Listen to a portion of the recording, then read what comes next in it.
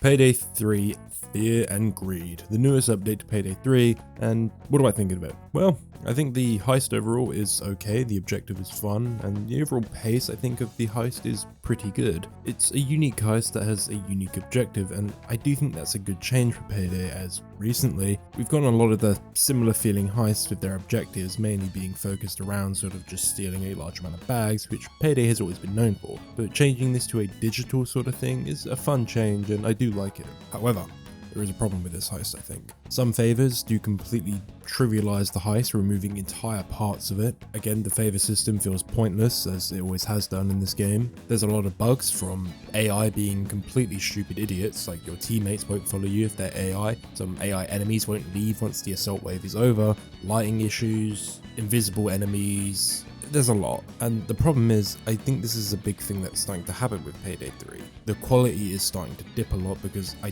do think these devs are starting to be pushed a lot and stuff's starting to be shipped out before it's ready, and I think that's very obvious. We all know Payday 3, the first half of its first year, didn't have a single update until, well, it didn't have a significant content update until the first update came out, and it feels like we've been getting updates pretty regularly, but on average we've gotten the same amount of content in just the same amount of time. It's taken them a whole year to give us 4 updates, and yeah, we've gotten all them updates, but they were cutting it close in the end. Let's not talk about that. I'll talk about that in another video where I'm going to go over the entire first year of Payday 3. Let's carry on with the DLC. Weapons, they're okay. I like the Spaz 12, it's a Spaz 12. I'm kind of annoyed that they make it a pump action, as in real life the Spaz 12 can both be used pump action and semi-auto, and I would have loved to seen them actually allow us to use it in semi-auto, but they don't, and it's only pump action. But that's a complete me thing, and yeah, it's a fun gun and it hits pretty hard, but it is a bit generic. I'm not...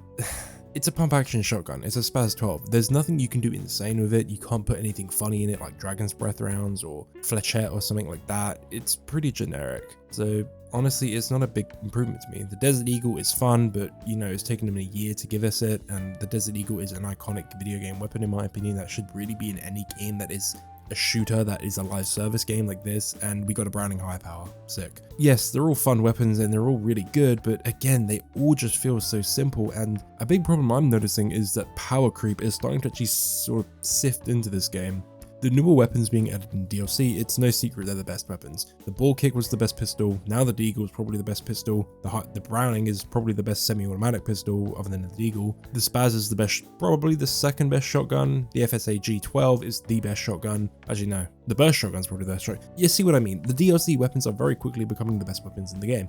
The added link's probably the best rifle in the game as well. Like, none of the base game weapons are good, and even weapons like the Northwest haven't been buffed at all, and they're suffering. I would really like the devs to go back and actually bring these weapons, the base game weapons more specifically, up to a level that they're good. I'm kind of sick of seeing devs constantly nerf stuff and try to balance a PvE game around a meta for some reason. I really do think these games should really be sort of power fantasies that we can just sort of engage with. We saw this with Helldivers. Helldivers basically killed their player base because the players got sick of the constant nerfs and changes to the meta. A meta should just sort of play out for a bit, and yes, if there's significant things that should change, I do think you should change them. But Payday's meta has been focused mainly on things like maintaining your armor and doing one-shot headshots, because that's the best way to play the game. And if the devs really wanted to change that, I think they need to change up the way the game actually plays and not individual guns. And of course they are doing that, but again, I'm not going to talk about that, and that's just sort of a problem I have with this update, is it's becoming very apparent to me that power creep is the thing. Cosmetics, they're fine. Honestly, they all look really good, but to me they're a bit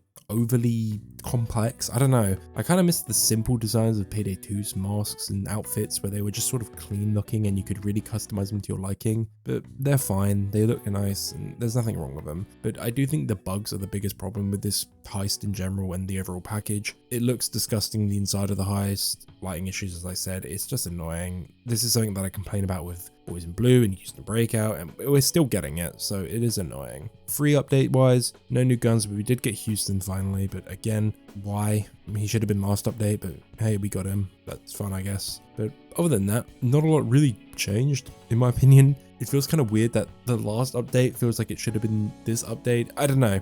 The 4th update just feels like a syntax error level update. It doesn't feel super impactful for the game. It just feels a bit, you know, there. It's just been made. And I would have loved to see more get added with this update, especially for Payday's 1-year anniversary. But I think the last update was the big update that they were sort of banking on bringing this game back with, and I don't know. Overall, I think the update's good. I think it's fine. It's not amazing like the last update. I think it's probably Boys in Blue level, I'd say. That sort of level of update in terms of quality.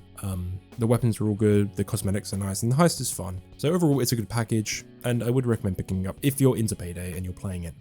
But again, I will review Payday for a 1-year anniversary and give it a full review and talk about my problems with the game that it still has and everything like that in another video. But this update is about Fear and Greed. Overall, it's a good update. I think it's fine, it's passable. It's like a 6 or a 7 out of 10 update for me. It's not bad, it's good. So it gets 2 thumbs up from me. Anyway, that's all from me.